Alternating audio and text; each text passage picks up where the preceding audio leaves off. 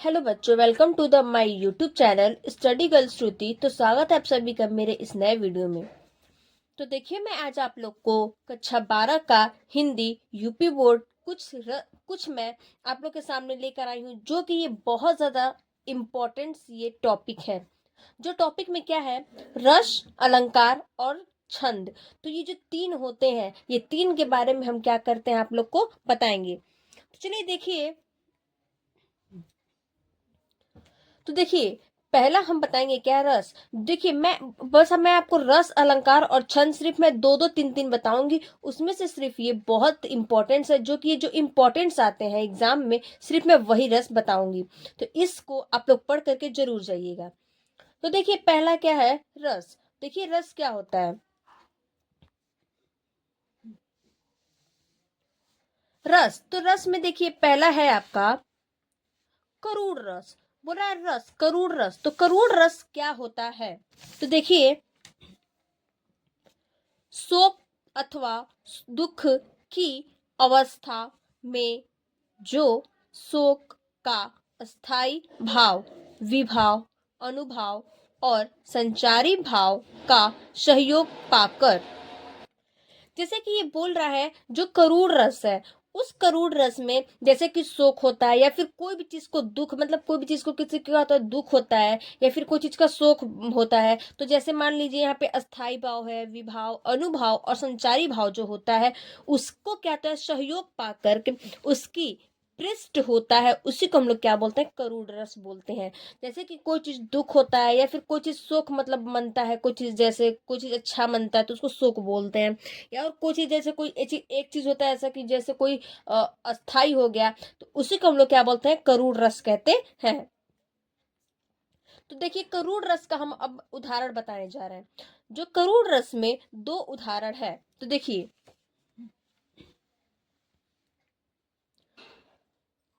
करूड़ रस में पहला उदाहरण है, हे खग मृग, हे मधुकर श्रेणी, तुम देखी सीता मृग नैनी, ब्रज के बिरही लोग दुखारे। ये क्या है आपका, एक पहला उदाहरण हो गया। दूसरा उदाहरण है, देखिए, दूसरा उदाहरण है, ऐ मेरे वतन के लोगों, जरा आंख में भर लो पानी, जो शहीद हुए हैं उनकी जरा याद करो कुर्बानी। तो ये आपका क्या था, करूड़ रस का डिफिनेशन था, मतलब कि परिभाषा था। और ये करूड़ रस का क्या एक परिभाषा है। तो ये मैं आपको बता दी।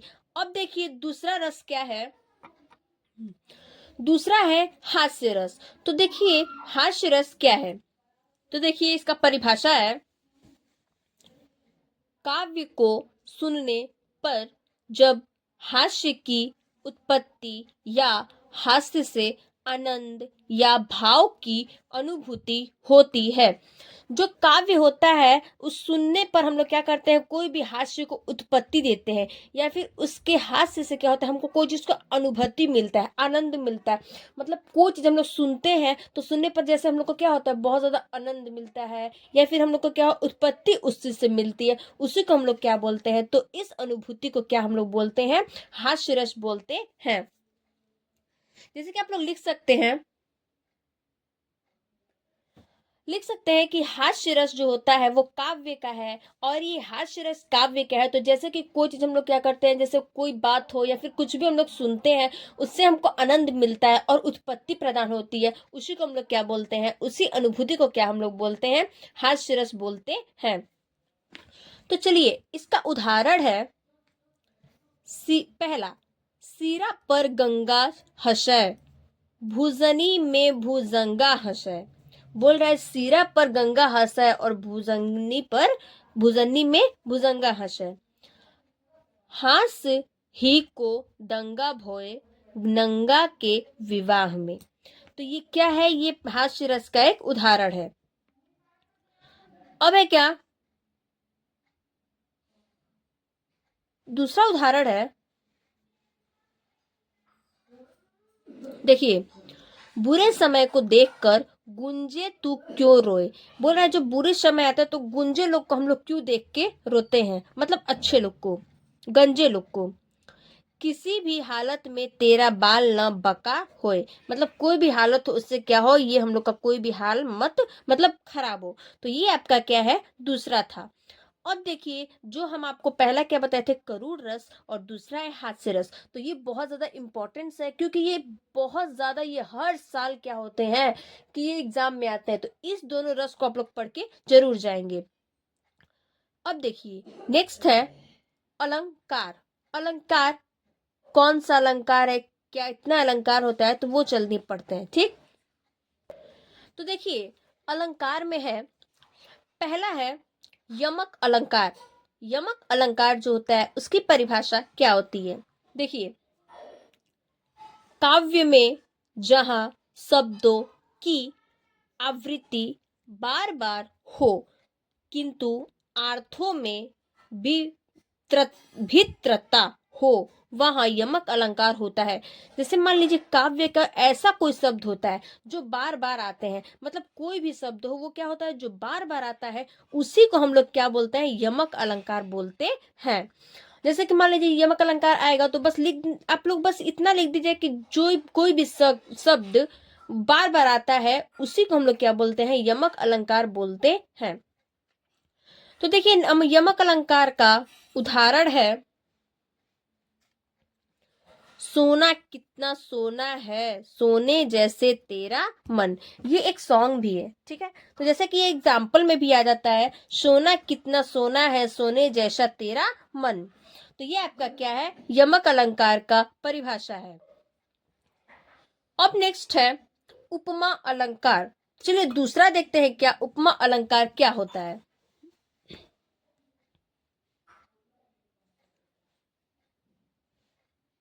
देखिए, उपमा अलंकार क्या होता है, जहां उपमेय में उपमान की समानता बताई जाए, वहां उपमा अलंकार होता है। बोल रहा है कि जो उपमा अलंकार क्या होता है, तो कोई भी मतलब समान हो या फिर कुछ भी हो, उसको क्या बोलते हैं, उपमान में बताई जाती है, या फिर उस समान को बताया जाए, उसी को क्या बोलते हैं, उपमा अलंकार बोलते हैं।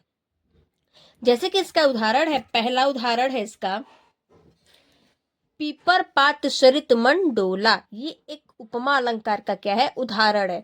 और दूसरा उदाहरण है हरिपद कोमल कमल से। ये दो उदाहरण है, दोनों उदाहरण बहुत आसान है, दोनों उदाहरण पढ़ के जा सकते हैं, ठीक है। अब देखिए, नेक्स्ट अलंकार है, तो देखिए दूसरा है क्या, रूपक अलंकार। तो रूपक अलंकार क्या होता है, देखिए, जहां उपमेय में उपमान का भेद रहित आरोप प्रकट किया जाए। मान लीजिए बोल रहा है, जो रूपक अलंकार होता है, जहां उपमेय का क्या होता है, अपमान होता है, उसके भेद से जो आरोपित प्रकट हो जाए, उसी को हम लोग क्या बोलते हैं, रूपक अलंकार बोलते हैं। जैसे कि इसका एग्जाम्पल है, चरण कमल बंधु हरि शाई। ये एक रूपक अलंकार का क्या उदाहरण है, तो बहुत आसान उदाहरण है, ठीक है। चरण कमल बंधु हरि शाई, मतलब हम लोग क्या करते हैं, किसी का चरण छूते हैं या फिर कुछ भी करते हैं, तो क्या होता है, कमल होता है, मतलब शोभा होता है। तो उसी से क्या है, ये एक एग्जाम्पल है। नेक्स्ट है उत्प्रेक्षा अलंकार। देखिए, उत्प्रेक्षा अलंकार क्या है, उत्प्रेक्षा अलंकार है, जहां उपमेय में उपमान की भावना की जाए, वहां उत्प्रेक्षा अलंकार होता है। बोल रहा है कि जो उत्प्रेक्षा अलंकार यह होता है, जो उपमेय में क्या होता है, भावना की जाए, मतलब कोई चीज को हम लोग समझ पाए, कोई चीज को भावना, मतलब कोई चीज को पकड़ ले, कोई बातों को पकड़ ले, उसी की भावनाओं समझ जाए, उसी को हम लोग क्या बोलते हैं, उत्प्रेक्षा अलंकार बोलते हैं। तो इसमें देखिए उदाहरण है आपका, पहाड़ों मानो छूने को आ रहे हैं, चंद्रमा ऐसा चमक रहा है, मानो किसी ने उसमें सोने का पानी चढ़ा दिया है। बोल रहा है, पहाड़ों मानो छूने को आ रहे, चंद्रमा ऐसे चमक रहा है, मानो किसी ने उसमें सोने का पानी चढ़ा दिया है। तो ये आपका क्या है, उपमा उत्प्रेक्षा अलंकार का उदाहरण है। तो अब देखिए नेक्स्ट हम लोग अलंकार हम आपको 4 बताए हैं। कौन कौन सा? उपमा अलंकार, उत्प्रेक्षा अलंकार, रूपक अलंकार और यमक अलंकार। ये जो 4 अलंकार है बहुत इंपॉर्टेंट क्या है, ये अलंकार है। तो इसी अलंकार को आप लोग जरूर से पढ़ के जाइएगा, क्योंकि ये एक जरूरी है कि एग्जाम में आएगा ही आएगा। अब नेक्स्ट है छंद। छंद क्या है? तो देखिए छंद, छंद क्या होता है? तो पहला है आपका रोला। रोला में छंद होते हैं। तो छंद में पहला, तो छंद है आपका, पहला छंद में है रोला। रोला क्या है उसका परिभाषा देखते हैं। यह एक सममात्रिक छंद है। यह एक क्या है? सममात्रिक छंद है। इसके 4 चरण होते हैं। प्रत्येक चरण में 24 मात्राएं होती हैं। 13 और 11 मात्राएं यति होती हैं। रोला का परिभाषा बोल रहा है, यह एक क्या है? सममात्रिक छंद है। सममात्रिक छंद है और इसके जो चरण होते हैं, मतलब इसके कितने होते हैं? 4 चरण होते हैं, मतलब 4 लाइन के होते हैं, मतलब उदाहरण। और जो इसकी मात्राएं होती हैं, प्रत्येक चरण में कितनी मात्राएं होती हैं? तो 24 मात्राएं होती हैं और 13 और 11 मात्राएं यति होती हैं। तो जैसे इसका देखिए उदाहरण है,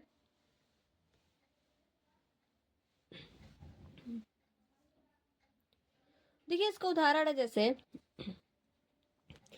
उठो उठो हे वीर आज। बोल रहा है उठो उठो हे वीर आज। तो इसकी मात्राएं हम लोग देखते हैं। ठीक, तो जैसे देखिए ये एक मात्रा है, तो ये एक, जैसे मान लीजिए एक पाई तो एक हुआ, और कितने एस हुए? ठीक, 5। मतलब जैसे यहाँ फिर देखिए एक और फिर एस हुआ। यहाँ एक मात्रा है तो एस हुआ, मतलब ह। तो ह किससे आता है? फिर ये वो है, तो क्या हुआ? एक मात्रे पे ये एस और आई हुआ, और फिर यहाँ पे देखिए एस और एक मात्रा के लिए आई। तो ये जैसे आपको दिख रहा है, ये एक क्या है? मात्रा इसके दर्शाए, और ये क्या है? इसके उदाहरण। तो जैसे दिया है, उठो उठो हे वीर आज, निद्रा से त्यागो, करो महासंग्राम नहीं, कायर हो भागो। ये क्या है? एक इसकी मंत्राएं हैं, जो कि इस मंत्राएं को हम लोग क्या करते हैं? इसको ऐसे दोहराते हैं। जैसे ये एक मात्रा यहाँ लगा तो ये हो गया, एक मात्रा यहाँ लगा तो यहाँ हो गया। अब यहाँ 3 मात्रा लगाया, देखिए 1 2 और ये 3 मात्रा, तो इस ये क्या हुआ? इस मात्रे के लिए ये 3 लिखे, एसएस लिख दिए। ठीक, उसके बाद देखिए यहाँ पे एक मात्रा है तो ये हुआ, और एक मात्रा ये है। ठीक, 2। तो ऐसे क्या करते हैं? ऐसे क्या करते हैं? इसको हम लोग दहला करके और क्या करते हैं? 24 मात्राएं होते हैं 4 चरण में, और फिर उसके बाद 13 और 11 मात्राएं क्या होती हैं? यति होती हैं।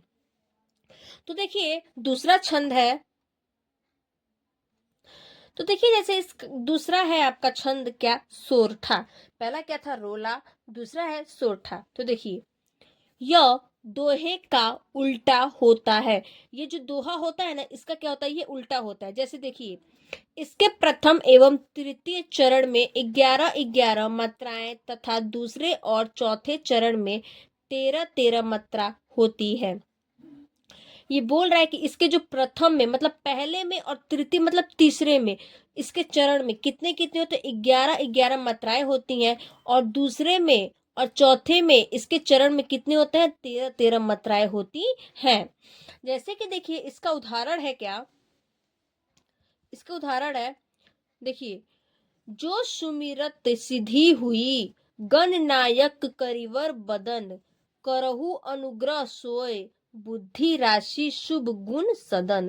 तो ये क्या है? इसका उदाहरण है, और इसके उदाहरण में जो ये मंत्राएं हैं, इसको क्या किए गए हैं? इस मंत्राएं को दहलाए गए हैं। ठीक है, तो हमने आपको पहला क्या बताया? रस, फिर अलंकार, फिर क्या बताया? छंद। तो छंद में हम लोग कितने? 2 बताए, एक रोला और ये सोठा। 2 बताए क्योंकि 2 बहुत ज्यादा क्या होता है? इंपॉर्टेंस होता है, और ये दोनों एकदम कंपल्सरी है कि ये बोर्ड में ही जरूर आएंगे। ठीक है, तो अब तब दिन हमको बता दिया, आपको रस भी बता दिया, अलंकार भी बता दिया, और छंद भी बता दिए। तो इस तीनों को आप लोग देख लीजिएगा, और ये इंपॉर्टेंस इसको पढ़ के जरूर जाइएगा। ठीक, तब तक के लिए धन्यवाद।